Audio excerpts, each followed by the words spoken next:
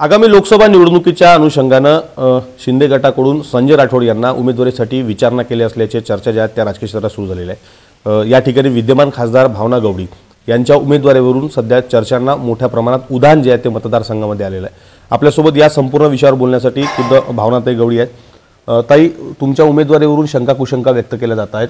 संजय राठोडांना 2 वेळा उमेदवारी संदर्भात पक्षाच्या दृष्टिकोनातून विचारणा करण्यात आलेली आहे। नुकतंच कारवाई तुमच्या संदर्भात झाली, त्यामुळे कुठेतरी उमेदवारीवर तुमच्या शंका कुशंका व्यक्त केली जात आहे। विशेष करून या ठिकाणी मी सांगू इच्छिते की कारवाई कुठलीही माझी वैयक्तिक त्या ठिकाणी झालेली नाही। मी कालच त्याच्याबद्दलचं स्पष्टीकरण दिलं, पहिली गोष्ट।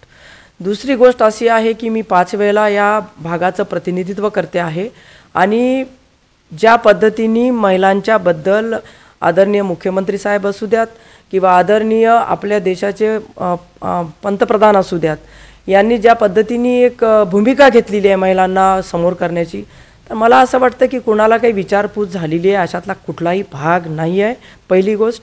आणि सगळ्यात महत्त्वाचं, ह्या वावड्या मतदारसंघामध्ये उठत आहेत, हे वरच्या वरिष्ठ लेवलला अजून काहीच नाही आहे त्याचं।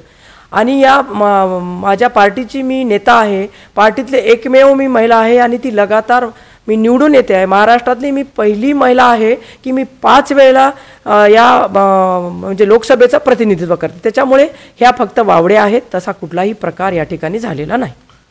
स्वपक्षीयाकडूनच अशा पद्धतीच्या चर्चा मतदारसंघामध्ये सुरू आहे। कुठेतरी तुमच्या उमेदवारीवरून भाजपकडून सुद्धा या संपूर्ण संदर्भानं विरोध केला जातोय?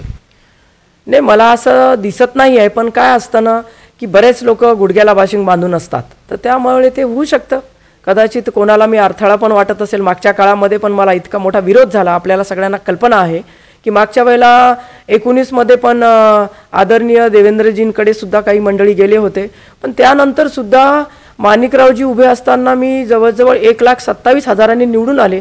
त्याच्यामुळे ह्या फक्त वावड्या आणि चर्चा आहेत, त्याच्यामध्ये कुठलंही तथ्य नाही असं मला या ठिकाणी स्पष्ट करायचं। 5 वेळेस खासदार तुम्ही या मतदारसंघातून निवडून आला, 6व्यांदा उमेदवारीची दावेदारी किती भक्कम आणि काय सांगाल?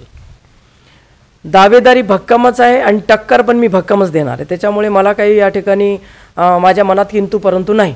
त्याच्यामुळे मी माझी लढाई या ठिकाणी लढत राहणार आणि माझं काम मी सुरू केलेलं आहे। मेळावे जे आहेत शिवसंकल्प अभियानाचे ते रद्द यवतमाळ, वाशिम आणि रामटेकचे झाले।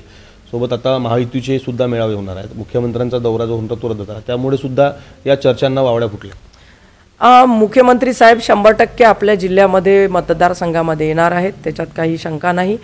हे जे काही आपले दौरे बदलले गेले त्याच्यामध्ये 6 तारखेला मला लगेच मेळावा घेणं शक्य नव्हतं।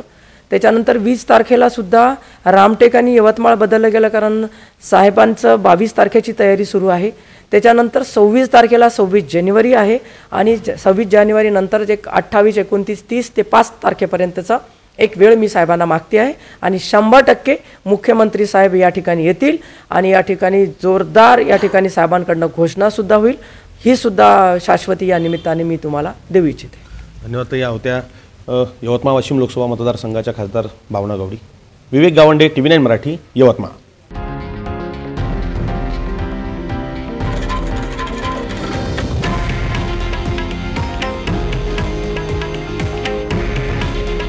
हे आहे देशातील नंबर 1 न्यूज नेटवर्क आणि आपण पाहत आहात TV9 मराठी। काळजी तुमची, हित महाराष्ट्राचं।